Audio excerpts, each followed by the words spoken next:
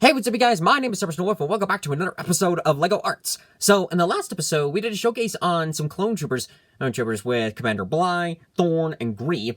Right, so this episode is kind of a little different from my usual showcases, and that is LEGO Little Nightmares 2. So, I've been watching some Little Nightmares Let's Plays lately, and the game is really interesting. Like, the story, it's giving me vibes similar to, like, Bendy and the Ink Machine, of sort of like that horror aspect that for those of you who don't know, I'm not really much of a horror gamer, that, like, I'm not that super interested into, like, horror games, but this is one of those games that I really find intriguing, and it's really interesting. Now, like, the art style's cool, also, the mechanics are pretty nice, and overall, again, the story is very intriguing.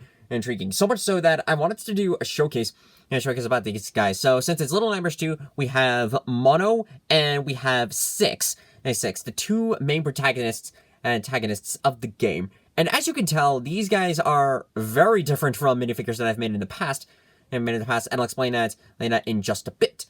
So, as you guys know the whole drill, we're going to take these minifigures one at a time, do review them, explain my process, why we're opening this route, and then go from there. So, without further ado, let's get the pedestal out and get the showcase on the road. So, to start the showcase off is the main protagonist of the game, Mono. So, when first approaching the idea of a Little Nightmares showcase, I wanted to do something different. That typically what I've been doing with most of these, like, horror-themed showcases compared to the other ones. Little Nightmares especially, I wanted to capture that whole idea on Little Nightmares, on basically, since the main characters are basically children running in a larger world and surviving from monsters. I really wanted to capture that in brick format. So, since I still had some extra figures from the Ninjago board game, I took a couple of them, and used those as the base to make Mono and Sixx. So, for first looking at Mono, as you can see that that his head is completely sculpted, also with the brown paper bag, and two black dots to represent the holes in his eyes. The rest of the body is painted in like different colors of brown. That you can also see there's some clay on the legs to represent like the lower part of the trench coats, and you can kind of see, like, again, two different browns that I've had to double check a couple of times on the character himself to, like, see, like, which colors I should use. So I used a regular, like, golden brown for the trench coat part, and also the torso and the arms,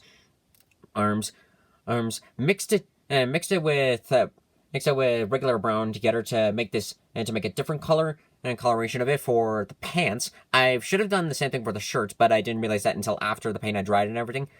Used a normal tan for his feet and also the hands, and did the same thing with Sixx. And I went back with the black acrylic marker and did the rest of the detailing.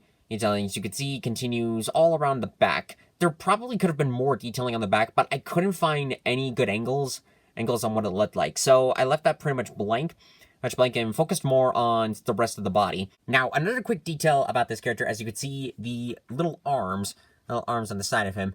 I'll go through a little bit for Mono and explain the rest with Sixx. But when doing with these guys, I definitely wanted to experiment with the new idea from inspiration that I got from some other customizers, and that is basically like giving movable arms to tiny minifigures.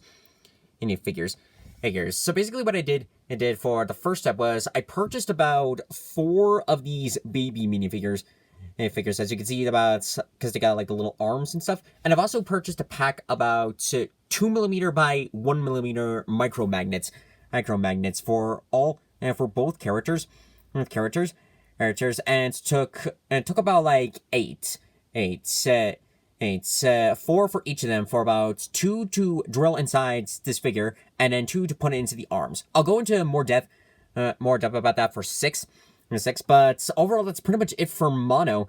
I won't spoil about the game. Like, I haven't played the full game. I've only played the demo of it, but through the videos I have seen, I do know how the game plays out. So I won't go into full spoilers about the game.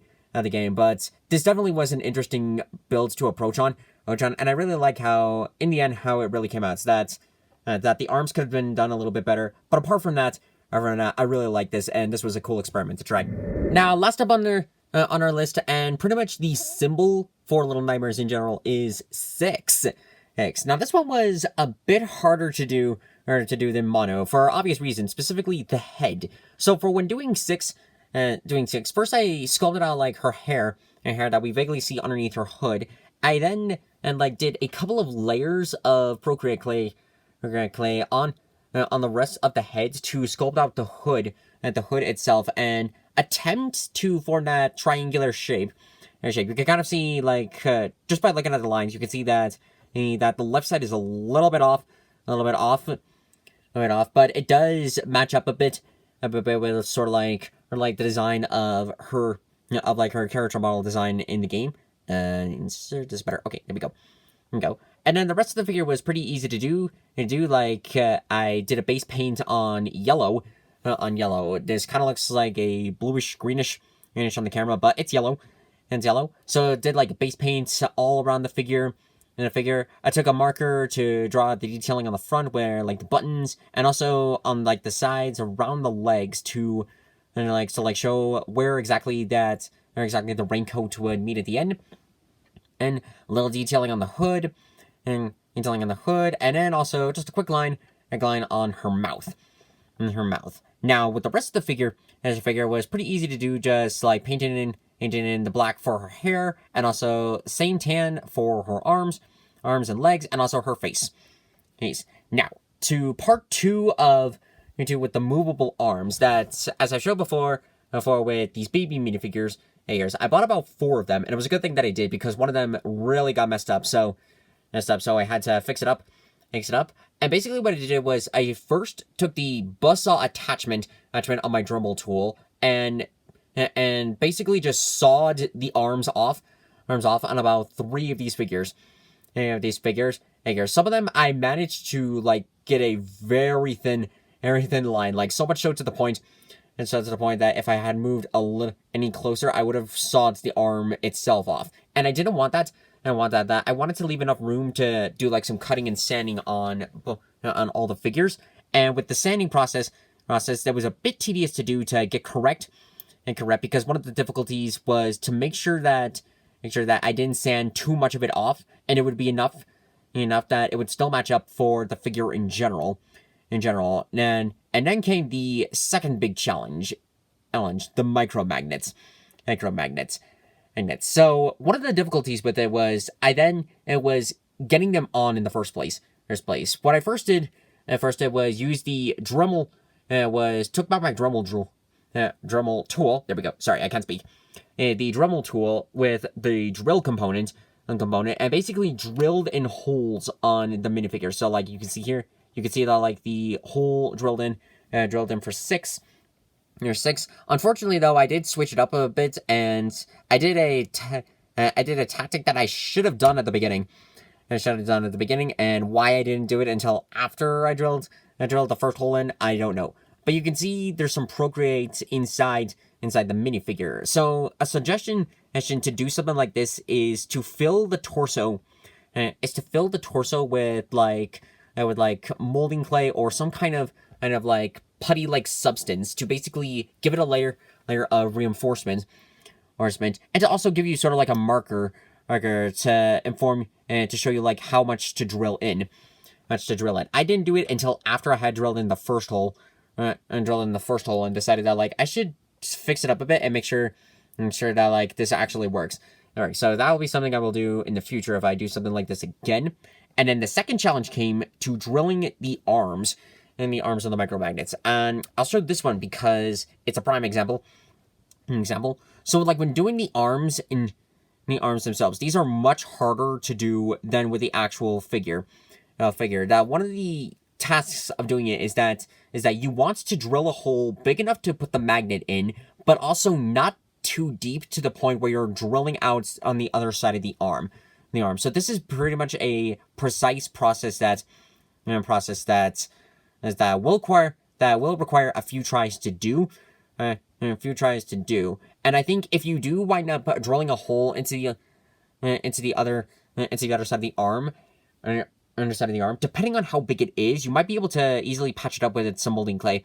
If the hole is too big, and the hole is too big, you'll have to scrap it and start again. So it's a pretty tedious process. But when you get it, and the way you want it to, it's definitely worth it. And to show off with a prime example of making sure the correct size in the hole, you can see the large gap inside this one, and unfortunately I didn't drill in too deep, and that was especially a case with mono.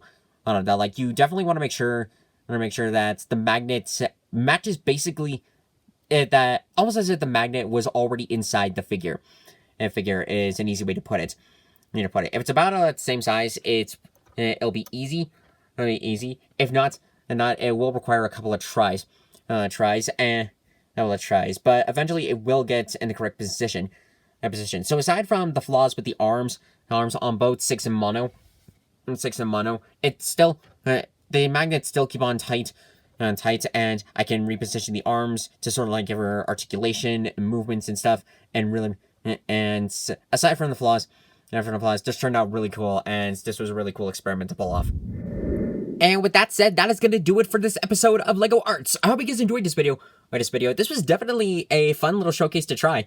Like nothing too extravagant, but definitely an idea that's been pondering in my mind for quite some time, and I finally wanted to give it a shot to see like how it would turn out. And aside from changes with the arms, this was really cool to do, and I hope to do it again in the future to maybe make improvements for the next idea.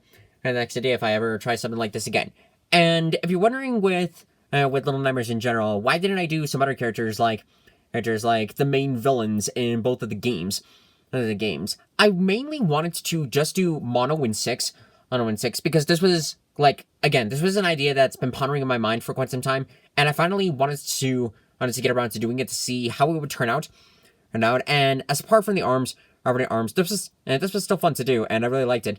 In the end. So going in the future with some other projects, I haven't abandoned all of them. A couple of them I have decided to go ahead and just stop, because for a couple of reasons. One, things haven't been like working out, and two, because of like real life stuff, and stuff I've had to push back a bit. But some stuff that is still scheduled on are projects like Umbrella Academy 2 and Ruby Volume 8. Those are still on. It's just taking, with current stuff going on, it's just taking a lot longer to pull them off. So I haven't abandoned customizing.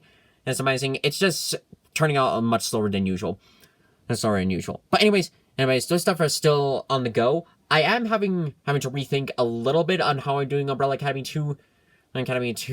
It's nothing too extravagant, just a new idea to give it a shot at. And the next showcase is actually going to be coming up very, very soon, because I was working on it around the same time I was working on these guys. I won't say what it is, but it is something really, really exciting. And overall, that's gonna pretty much be it. That's pretty much gonna be it. If you guys want to see the other showcases that I made on the channel, you can check them out on my LEGO Arts playlist on my YouTube channel. It's a channel where I've also done some Let's Plays. And speaking of Let's Plays, if you guys maybe want to see a Little Nightmares playlist on the channel, let me know in the comment section below, so I can prepare, so I can plan for future Let's Plays in the future. And overall, that's gonna be it. And so if you guys like this video, consider giving it a like, and also consider subscribing to the channel, because it helps it grow. Share this to your friends. Sorry, I'm not doing the normal outro. I'm running out of energy. I'm sorry. But anyway, overall, that'll be it. So thank you all so much for watching this video, and I'll see you guys next time in the next video.